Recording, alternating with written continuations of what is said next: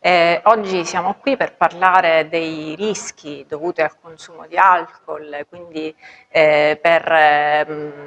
diciamo un bere consapevole, questo è il nome della conferenza. Mai come ora in questo periodo storico, soprattutto fra i giovani, c'è un larghissimo consumo di bevande alcoliche, molti di loro non sanno, non conoscono i rischi legati a un consumo anche moderato dell'alcol e quindi mai come ora è importante la prevenzione, soprattutto negli istituti scolastici, fra i giovani, e quindi il nostro compito è quello di divulgare il più possibile e di rendere consapevoli soprattutto i ragazzi, che sono tra l'altro i soggetti più a rischio, quali sono appunto i rischi correlati e le malattie correlati al consumo di alcol moderato. Siamo stati invitati presso l'Istituto Wojtyla dalla preside Daniela Di Piazza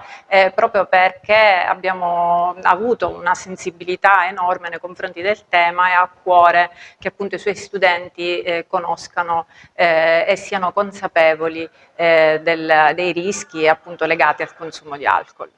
Per questo splendido istituto è stato veramente un piacere enorme. Come potete vedere è una scuola enorme, bellissima e soprattutto è una scuola che crea e produce lavoro.